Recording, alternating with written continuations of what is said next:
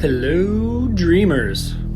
If I was famous enough to have a cult following, I assume that's what they'd be called. Dreamers or sleepyheads, maybe. Anyway, if you haven't yet, please subscribe to the podcast on YouTube and iTunes, and follow us on Facebook and Instagram at Livin the Dream 506.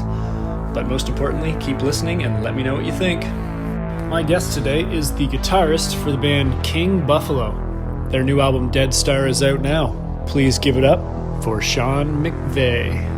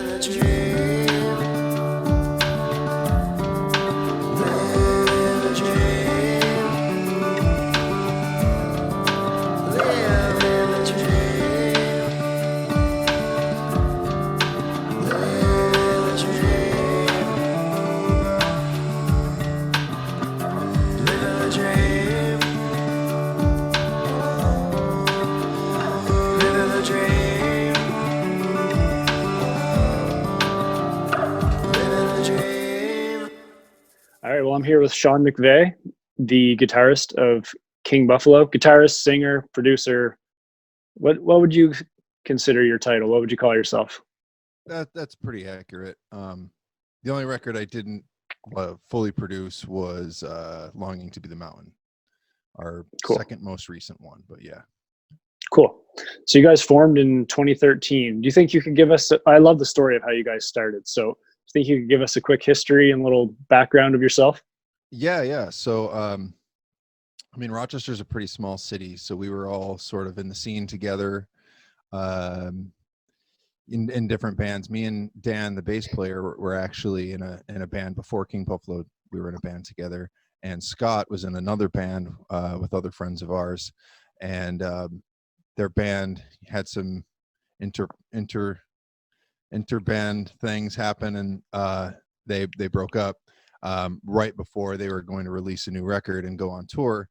So to try and honor those tour dates, Scott asked me and Dan if we wanted to fill in on guitar and bass, respectively, to do those dates. There was also a fourth member, another member of Scott's old band was also playing with us at the time, and we were going to do that tour. But instead of actually really rehearsing the songs, we were just writing, and that's what we came up with, that first demo. It all happened really fast. We started jamming, and then 4 to 6 weeks later, we were on tour for that first tour, and we fought over a name for a while and came up with King Buffalo, and that's just, the rest is history. So what's the origin of the name? How did you guys come up with that? Dude, totally not that interesting. We made a giant list on a whiteboard of like 50 band names, and then like I said, there was 4 of us at the time. We each took turns crossing off like 4 names that we hated until we got down to a top 3 or 4 or whatever, and then it was like, okay, now we have to choose between these. And then we were almost called Martha Dump Truck. That was one that like everyone kept thinking someone else was going to cross Martha Dump Truck off of the list, but no one ever did, because we just thought it was funny and just kind of like daring someone else to cross it off. It was like, oh, there's no way, but it made the final cut of decisions. But no, we just ended up settling on King Buffalo. There's no cool story behind it. We just thought the imagery of sort of a shaman dude was kind of interesting and went with it. Didn't really think it through. Nice. So that first tour, was that by yourself? Actually, it was touring with All Them Witches for a bunch of the dates. Scott had met them on the road years ago, and it was right. I don't even know if their second record, Lightning at the Door, I don't even know if it was released yet.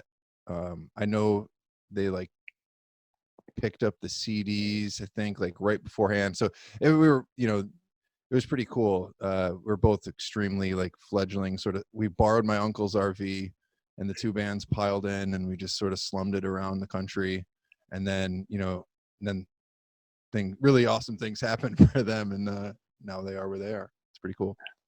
So did you guys know the guys in that band beforehand? Like I said, Scott had met them on the road with his old band. Okay. In the, again, really early days. I think they had just right around the time of their first record, I think, is when he met them. And then it was one of those things, you meet a group of people, and you never know, like, oh, we're going to meet up with this band. I hope we like each other. We're about to pile in an RV together. You never know what to expect. And it was really cool. Like, right off the bat, it was like, oh yeah, we're going to get along great. It was really cool. Nice. Any stories from that tour? Can I swear, by the way? I didn't ask. You can say whatever you want. Okay. Well, I'm not that I have a big potty mouth, but we did fuck up my uncle's RV pretty bad. We like ripped the awning off. Yeah, there's just a lot of that sort of stuff of like different people driving and not doing a great job. We blew out a tire on our trailer going like 80 miles an hour in Mississippi, and had to, luckily someone pulled over on like a service road and drove us to get a new tire. It was, that's just a lot of that sort of stuff, road trials. It was interesting. Nice. Have you toured with any bands like that since then that you really enjoyed working with? Oh yeah.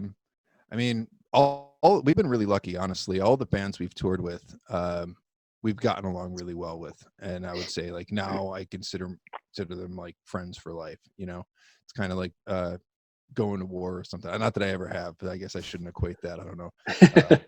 But it's like trial by fire. You really get to know someone when you're in such close quarters with them for a long time. Elders, another band we've done a couple tours with, and we absolutely love those guys. Did a tour with The Sword. Trying to think of other bands. I think those are the only bands we've actually toured with. Yeah. We've obviously played shows with thousands of bands, and we've had, some were really great relationships. Some were just like, okay. Yeah. Are there any bands that you just absolutely love to tour with? Oh yeah. I mean, as it stands right now, we don't really have like the budget to be able to like bring another band on the road, but we have a little list going in our band of like, oh, we really want to tour with them. We did a few dates with a band from Texas called Think No Think. That was great. A band from Nashville called Oganali. That's awesome. Etsuko Chiba out of Montreal. They're really good. Handsome Jack is a kind of local. They're about an hour away. They're from Buffalo. A great sort of, I think they call themselves like boogie soul band, but they're kind of just a classic rock band. Really good. Right. I'm sure I'm missing other bands right now, but I didn't really think to prepare the list ahead of time. But yeah. If you had a genie in a bottle and you could tour with one band, who would it be? Like if we were opening up for that band? Yeah. I would say probably Primus would be nice. Awesome. Tool would be great. Yeah, those are two easy ones, I think. Yeah.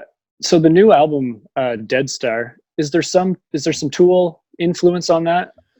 Well, we're certainly, I know me and the drummer Scott are certainly Tool fans. I wouldn't say we like went out of our way to, let's do an ode to Tool, but there's, like we've been listening to Tool for many years. So I'm sure it crept into our playing and our styles. Yeah. I found some of the tastes of it in the first couple tracks on Dead Star. I could hear the influence, maybe whether it was subconscious or whatever, but yeah. Yeah. I mean, they're definitely, especially like Danny Carey's like one of the best drummers ever, so right. There's a lot to look up to there. And so, yeah, for sure. So the new album, how do you feel about it? Great. I mean, it was extremely, I guess, a little bit turbulent of a process to make for us. Kind of tried to do the whole thing during the holiday season that just passed, you know, in like November, December, which was just like, we had just gotten back from tour. It was kind of stressful. And we did a lot of new things on the record, so it kind of pushed us in certain ways. But now that it's out, you know, I can look back on it and like, oh yeah, we're really proud of it. Super stoked on it. Now we just got to figure out how to translate some of this stuff live. Yeah, like with all the layers and stuff. I'm like, what's your plan for that? Well, certain songs will be easier than others. I guess, ironically, the longer, more involved arrangements will tend to be easier to do live. Yeah. I think some of the shorter songs rely a little more on like extra guitar layers and stuff, so those might be a little more difficult. But I'm not sure if those really translate in general to live, you know, like a energy of a rock show. So I mean, both me and Dan play synth as well with our feet during the show. So we're able to trigger, you know, different layers and stuff with our feet while we're playing and singing. So that should help fill it out quite a bit. Yeah. So in the process of recording this, did you guys do anything like completely different than before? Yeah. So the whole record for me on guitar is in an alternate tuning, which I kind of did on purpose just to try to get me to kind of break out of a couple. I felt like I was kind of doing a lot of the same things over and over again. So I was like, oh, let's see if I can break out of that. Nothing too crazy of a tuning, but so that's one of them. Obviously we did a song that's pretty much all electronic outside of a couple guitar layers. That's something we've never done before. What else did we do? Oh, so I guess, I mean, this might be a little too much like shop talk. But for Red Star 1 and 2, we wrote that. That's really the only song on the record that we wrote like as a long jam together. And then to record the thing, because I was still unsure of what I was going to do with a lot of my effects and everything. We didn't want to track it fully live and then be stuck with these effects that I couldn't change after the fact on guitar. So we actually did, since we wanted the whole thing to have sort of an authentic feel, sort of like a live flow, we tracked it live. I built a really long tempo map with all of the tempo changes that we would do live, and then we recut everything individually to this crazy tempo map, which is pretty interesting. I mean, I don't know. Maybe no one else finds that interesting. And just, I guess, no, it's cool. For the tuning, it did sound a little deeper. Like, did you just drop it a full step, go from there?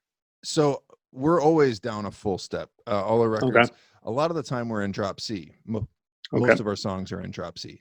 And then we have a few songs in D standard. And then for this album, we did D standard, but I took what would be, so the third string, which would be a G in standard tuning, what would be the G? It's usually for us an F, but I actually put it back up to G. So I couldn't, like, all the power chord shapes, everything was different. But it allowed for some interesting, I was able to do some droning stuff with it in easier positions. And yeah. Cool. Did you guys use any new gear or anything, like amps or pedals, to get a different sound and different microphones or anything? A couple new pedals, some of which are still in my pedal board. Some of them are back out already. And it's kind of, I don't remember even here, where on the record. There's a couple spots maybe where there's really thick wall of guitar stuff that maybe was just tracked, like layered up with different overdrive and fuzz pedals. I'm trying to think of anything else. Actually, yeah, the coolest piece of gear we had on this record is there's a company out of Buffalo called Lightning Boy Audio, and they make guitar pedals and rack gear for studios. And he has a channel strip that he was kind of testing out on different things, and we used that on pretty much the whole record, and it was fantastic. It's like a tube driven channel strip. I used it on drums, used it on vocals. Basically everything went through this channel strip at some point. It added a lot of really cool like sort of tube analog character to a lot of things. Really versatile. It's called a Trinity channel strip. It was really cool. Nice. Yeah, you could kind of feel a little bit more warmth to the entire album. That's why I was kind of asking that and kind of alluding to that area of things. And we did actually have someone else mix it. That's Okay. the first record of ours that's been mixed by someone else. Our front of house guy, Grant Husselman, since we were on a bit of a time crunch to get it done, and I was so stressed out through like the producing and recording and arranging of it that I was like, I can't mix this. There's no way, I'm too close to it right now. Grant, can you do this? And he did. He did an amazing job. So yeah. Nice. So the lyrics and stuff, where do you come up with, like, you describe a lot of scenes and like kind of like worldly lyrics and stuff like that. Is there a common theme across all albums that you try to stick to, or is it like different album to album? I mean, I'd say it's different album to album, but it's definitely kind of always, King Buffalo-ish. But yeah, it's each record I try to have one sort of cohesive story or theme for the whole record. And they all kind of pull from different things of kind of what's going on in either my life or in the world or things like that. Yeah, and you reference like stars and stuff like that, and just space references, cosmology. Is there a reason for that? I mean, I think space is really cool. Fucking right, it is. And it's sort of the thing that's nice about it is there's so many different aspects to the cosmos that you can use a lot of different things as metaphors for other things. Like a lot of stuff is readily available to sort of analogize and so yeah. And it was cool. I kind of, we wrote a lot of the music stuff, like the instrumental beds, and then I had to come up with sort of the theme for the record and everything. And as I was going through and looking, I do a lot of research on different things, and I was like, oh, okay, well, this could be. I think Dead Star was the first idea I had, either Dead Star or Red Star, as far as like a song title. I thought it was interesting, and yeah, everything kind of started to fall into place from there. Once I have sort of like a goal of what I want to get to, like a glue to tie everything together, then I can start to piece all the pieces of the puzzle. So why Dead Star? What specifically about that drew you to it? Well, I kind of like, I mean, I think this album in general is kind of like our darkest, like both sonically and lyrically, in certain ways. And a lot of it was pretty disheartened. I mean, especially now, the world is a pretty like scary, sucky place. Right. But even at the time, it just with there's just so much going on, particularly in the United States and the world, that's just really disheartening. And I kind of Dead Star is, I guess, kind of like a sort of like telling the story of what's happening now from the future. If that makes sense. Yeah, cool. So where do you see the future? How are things where you are? Well, I mean, at home, they're great. I have a really good home life. My family life is great. Globally and politically, it's a much different story. Way scarier and horrifying, and enraging and frustrating. But yeah, the timing was kind of shitty for you guys because you just finished an album, getting ready to go tour it, and then that's when everything sort of fell apart. Yeah. So, yeah. I mean, like, sorry. Like, what's going on? What's going on now? Like, what's the plan? Are you writing again? It's kind of the time when you're supposed to have a break from writing. You know what I mean? Yeah. I mean, initially, our plan was actually yesterday, I think, would have been our last tour date for our spring tour. So we had to reschedule, cancel, postpone our entire spring tour. And, that really sucks. I don't want to, things are hard for everyone everywhere right now. I don't want to like say, well, poor King Buffalo, they're not able to go travel and play music. There are a lot of people that can't work, a lot of people that are sick and losing loved ones. So I don't want to like trivialize what anyone else is going through. But yeah, it was it was scary leading up to it. And I guess, if I had to say one thing that I feel lucky for us was that we weren't on the road when it happened. We know bands that were on the road when this all hit, and I couldn't imagine if we were across the continent, if we were on the West Coast and all of a sudden everything shut down, we got to figure out how to fund our way back home, Right. But yeah, we're probably working. We're starting to work on writing some stuff, which we had some ideas left over from some of the writing sessions from Dead Star that we're kind of looking back through, and it's really early in the process now, but we're starting to kick around some ideas. And we, right before the full lockdown and kind of anticipation, we recorded a live set in our practice space that we're releasing bit by bit throughout some of this, just to release, have something to release here and there throughout the shutdown. Cool. What's the writing process like for you guys? It depends. A lot of them, usually, I guess, like the typical model is the three of us will kind of just jam, and we record all of our jam sessions. And then I'll take them home and I'll listen through everything and be like, okay, well, out of that 25-minute jam, this 3 minutes was great. This other one, and start piecing stuff together, whittling stuff, bring it, start cutting things up and sending it to the band and be like, what do you guys think of this? Let's try this next time, and stuff like that. So that's sort of the foundation.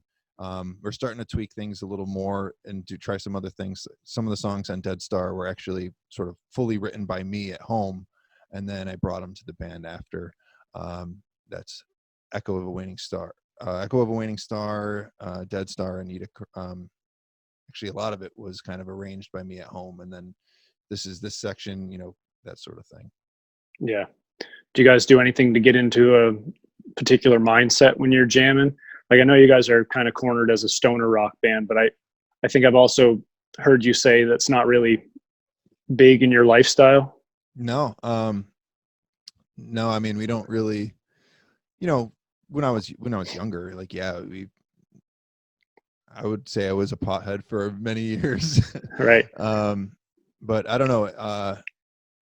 Actually, I guess on a personal, it started to give me more anxiety than anything. I don't know if this is all just too strong. So, yeah, we just kind of get together and play now. We don't really, I know like our bass player and drummer, they don't smoke at all, so I'm really the only one that here and there occasionally, but I always kind of felt when that was also becoming a thing, I thought it was kind of weird and uncomfortable to be the only one getting high, Right. And then you kind of feel like, am I messing up? Is it me? And it probably is. Yeah. So it was just kind of, I found it's not really, it's not when the best work gets done anyways, Right. It can be fun and nice for certain tasks and certain types of sessions, but for the most part, it's not. I don't think, at least not for me, it doesn't lead to great results. Yeah. When you're writing, do you just write for King Buffalo, or do you sit down with an acoustic sometimes? Like, I know we spoke before this and you said most of the stuff you write is very effects driven and kind of ambient and stuff. It doesn't really translate to acoustic, but do you, like, I see the acoustic behind you, do you grab them and write other stuff? Actually, so Dead Star and Echo of a Waning Star were 100% written on acoustic guitar. And other records, it's definitely, there's always a bunch of songs that are just stuff I've wrote on acoustic guitar and then translated to the full band via electric. Yeah, definitely. A lot of times with guys in your position, writing a lot? Like there's like acoustic side projects or things like that. Do you have any music that is only acoustic that you'll ever release in that sense? I guess I don't want to ever say never. I don't know if it's enough of like I don't know if I would have enough material to like release a full record of just acoustic stuff. And honestly, I guess right now I'm definitely more into like synth stuff, like sort of atmospheric electronic music stuff. But I don't know. I always have all these goofy ideas, of like, oh, I want to make a funk album, and then I never do. Like I just get all these, goofy impulses that sometimes I act on, and most of the time I don't. What are you listening to? Do you listen to a lot of synth stuff? Like, yeah, honestly, lately I just listen to a lot of podcasts and talk radio. But as far as music, I listen to, an obvious one, John Carpenter, a lot of like Ecliptic on the record is a very clear ode to that sort of thing. yeah. I like a lot of the Trent Reznor and Atticus Ross stuff. It's fantastic, especially their soundtrack work is incredible. With the Watchmen soundtrack in particular, like really blew my mind. There's a great electronic group. I don't know if it's a group or if it's one guy called Hadron Orchestra. It's really cool stuff, sort of cinematic, atmospheric sort of electronic music. Like a lot of and get kind of digging more and more into like 90s trip hop, Massive Attack and Portishead and Classics. Boards of Canada, that sort of stuff. Nice. What did you think of the new Nine Inch Nails Ghost albums? Did you get a chance to check those out? I haven't listened to it yet. No. But is it good? Should I? Oh, it's incredible. I love the, like you said, I love the soundtrack work that they do together, and the previous 4 Ghost albums were awesome. I love when a band takes just like ideas, and I was lucky enough to catch Nine Inch Nails on that tour, and they layered in some of the Ghost album stuff, and it was just very, very ambient and scenic, and they had the triple silk screen, so they were able to kind of paint a picture for you. I remember one of the tracks, they had the back silk screen was like a road and trees and things like that.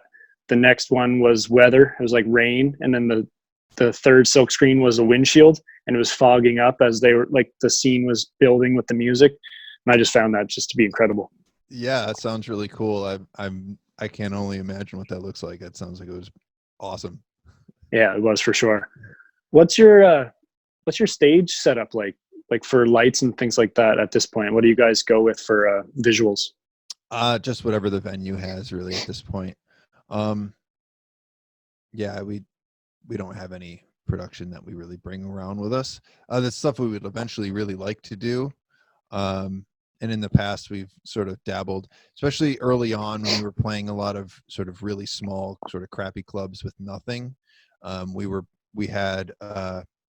our bass player Dan works for like he works for an industrial lighting company. I think that's what they would classify them as. That's his day job. So he's pretty knowledgeable with that sort of thing. So we rigged up rope LED lights into our amps and around the kick drum, and he was able to control them to get them to do all sorts of different stuff. So we used to bring that around with us when we were playing a lot of like really, like 50-person rooms and like a diner, that sort of crap. Right. There was like no lights of any kind. Excuse me. But it just got to be a little too much, especially like, he's playing synth with his feet, and I'm doing synth, guitar, vocals, and I was also doing my own vocal effects for a while. So it was kind of getting to be a lot, especially when we found, I think we stopped right before we did a tour with the Sword, that first tour with the Sword. Because it was, they're playing bigger rooms. We were all of a sudden in bigger rooms, and on a bigger stage, it just looked dinky. So we were just better off using what the venue has at that point. Just basically, we just tell the lighting guy to go as crazy as he wants to go. Right. So as a producer, though, you must have a vision for every single aspect of the music. Like if if budget wasn't a concern, what would the production look like for you on stage? Oh, I would love to have, a projectionist to do some sort of thing mixed in with some, lights and lasers. And I thought a few years ago I saw Tool, and I thought their stage show was phenomenal, because it was actually pretty minimal, but it was really tasteful and powerful the way they did it. Seen some bands that have like every light ever, and Yeah. while it's cool, it tends to be a little too much. So I couldn't, I don't know. If budget was no issue, I think we would do all sorts of crazy stuff, but it is. Someday. Yeah, we'll see. It's Yeah. it's kind of interesting. A quick subject change is occasionally I'll take a shift here. There's a big venue in town, and they get a lot of big shows, and I'll occasionally bartend some of these shows just to pick up some extra side cash. And what's really interesting is to see all these EDM shows that come through, because the light shows are insane, and it's like, I really appreciate the fact that they're like spending like so much money on the production of these shows, when it's literally just a guy like pushing play on his laptop a lot of times. So it's Sweet. like there's not a they don't have a full band to play. They don't have like guitar techs, drum techs, all this stuff. It's like, yeah, just go up there, do the thing. But like, I think I'm trying to remember the name, a bartender of the show, and I've never seen more lights in my life ever. No matter what, like Judas Priest played this place and it wasn't even close. Like I think there was like 1,000 laser beams at one point. Like it was mind blowing. But yeah, it's like as much light as the eye can possibly take in at one moment. Yeah, it was completely insanely over the top. But it was, as someone who's not a huge fan of like electronic dance music, like I like electronic music a lot. I'm not big into like rave, the dancing thing, so I don't really appreciate like the music of it. But like the production, I was like, I could bartend with my earplugs in, and I'm like, Jesus. You don't remember who it was though, eh? Yeah, it was Excision. Is that a guy? Yeah, that Excision? sounds right. Yeah, he's like not a huge name, but he's up and coming. He's definitely skyrocketing upwards, and I think part of it is like he's like, to get his name like going, he's got these crazy, because I've seen like Bass Nectar there, who's like one of them, right. And Steve Aoki, and like they have big shows too, but like this was like blew them out of the water as far as production. It was crazy. Yeah, I saw Bass Nectar at a music festival in, I think it was 2014, and it was, like you said, it's one guy, and then the production and the lights is just insane. Yeah. And the lasers, you almost can't look at it because it's probably not good for your eyes. Yeah, sometimes you got to look away. Yeah. And I saw Tool 2 or 3 years ago, and that's, like you said, it wasn't too much. It was all projection and like all that cool graphics that they typically go with, and then it's really well placed spots. And yeah, I think the biggest sort of, like, they had that laser, I don't know if they had the laser pyramid. I think it was probably the same tour. Yeah. That big laser pyramid that came out towards the end there. Yeah. That, like right over the crowd. Like that was cool. And again, that's really not that, nowadays it's not that crazy or, right. Complicated. So I don't know. I thought it was really cool what they did with not a whole lot. Yeah. It complements the music, but it doesn't draw the attention away from it, which is what I found obviously perfect. And they do everything perfect anyway. So you can trust what they're going to give you. Yeah. They do a good job. They've been doing it for a long time. Yeah. I don't know if you're into Radiohead, but they also have a really cool, I call it lasers, but it almost looks holographic what they do on stage sometimes. Like it's like a 3-dimensional light setup. And I think it was their song, The Tourist, when I saw them 2 years ago. And it looked like a 3D planet was rotating above the stage. It was awesome too. Yeah, I'm a huge Radiohead fan. I've never seen them live, unfortunately, but yeah, they're definitely on the list of bands I want to see. Yeah. So what else is new with the the new album. Is there anything else you'd like to talk about with the new album? I don't know. I guess whatever. What do you want to talk? I did read a funny review of it recently from Let's hear online. it. Stumbled across, which I still, it's kind of stuck in my head. It was actually this morning I stumbled across it. Someone said that the band is great, but the singer sounds too feminine / beta, which I thought was hilarious. I'm just like, beta? Really? Like, Interesting. Yeah. All right. I So just how does really that make you wanna know feel? I mean, I have so many questions, Yeah, for sure. Number one being is, man, like, how big is that guy's dick gotta be? To call another man beta, I think is just like, I don't know, I could go on, and not to get too political, but I think it's just like, What a power move. just so dumb. The word beta. Alpha, the whole alpha beta thing is just vomit inducing. I think if you consider yourself an alpha, that in Probably itself makes you a beta. Yeah, you're probably not. You're probably not. Yeah. I wanted to talk a little bit more about influences and it may not be influences, it may just be coincidence, and I think it's the song Ecliptic on the new album. Is that the one that's like real the John electronic? Carpenter, yeah. Is there any maybe Pink Floyd, like old Pink Floyd influence? Yeah. I mean, easy, like, quick answer is like Pink Floyd is my favorite band of all time. Perfect. So yeah, that's like my desert island band for sure. Yeah. Okay. That answers that question pretty quick and easy then. Perfect. Yeah. Like, I think what it reminded me of was like on the Run. Oh yeah. Which is an incredible track. Yeah. I mean, that's my desert island album. I think Dark Side is the best album ever made. So there you go. And maybe some Black Sabbath a bit too, like in the more heavier stoner rock, like psychedelic stuff. I heard a lot of Sabbath influence maybe.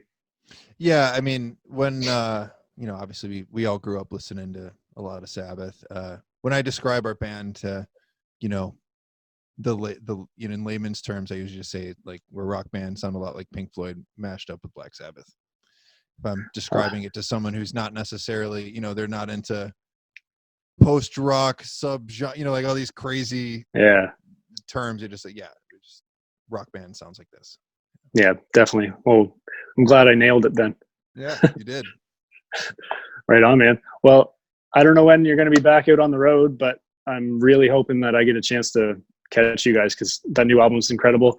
I'm a big fan of the older stuff too, but the new album really took it up a notch for me. Well, thank you, man. I mean, we're monitoring this whole thing. We have a tour that's scheduled for late July, but it's it's not going to happen. Yeah. I don't want to say definitely yet, but it's not looking good.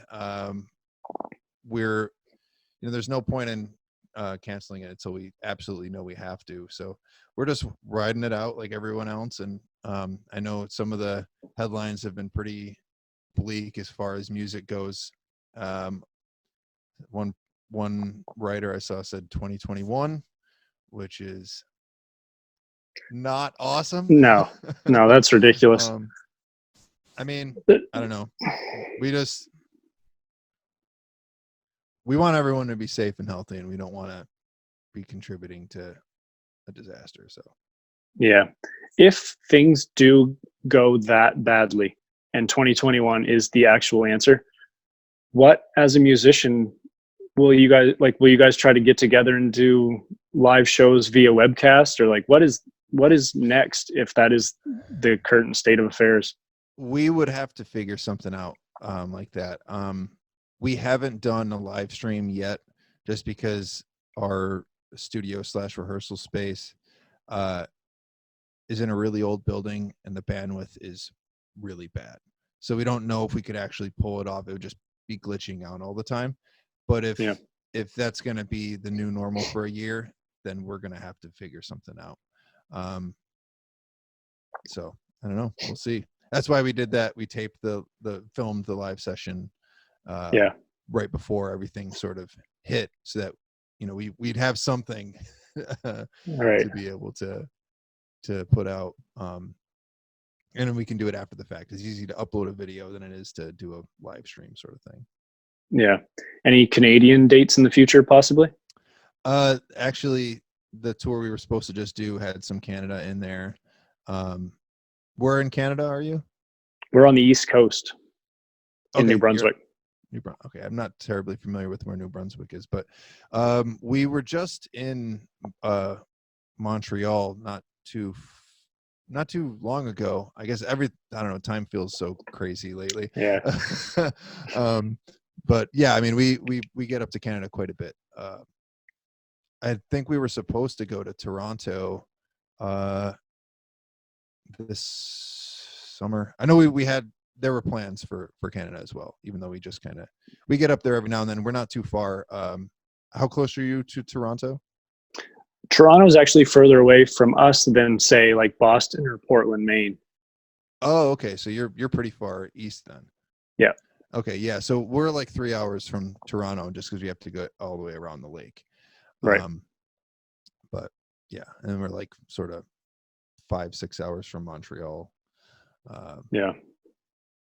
Cool.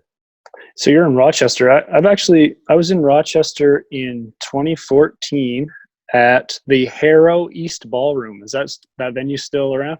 I think it is still around. They don't have a ton of shows there though anymore, as far as I know. Actually, yeah. So I did just get a text message from my girlfriend, who can hear me in the other room, and we were supposed to be in Toronto on June 5th. Oh, cool. I don't know if that actually is. I think it's still scheduled. So I don't think it's been rescheduled or postponed officially yet. So maybe we'll be in Toronto on June 5th. Nice. Yeah, no, I saw Humphreys McGee at the Harrow East in 2014. Yeah. I think they do. I think more of the shows there are sort of like jam bands, sort of folk scene sort of stuff. Yeah, it's a cool room. It's a cool part of town. Yeah, so hopefully, like I say, either the dates don't get canceled or get some reschedules, and I can get to check you guys out on the road. Yeah. So if anyone's listening, I know I'm pretty pessimistic, so don't take what I've said as far as like shows happening or not happening with 100% certainty. It's just me being a pessimist. We'll announce if and when they do get postponed or rescheduled or whatever. We're hoping they can still happen. It's just with the way the world is right now, it's hard to be super optimistic. Exactly. Yeah, nobody knows, but we're hoping for the best. Yeah. Exactly. Right on, man. Well, thanks a lot for doing this, and good luck with everything coming up. Yeah, thank you very much. Thanks for having me. It was nice chatting with you, Chris. For sure.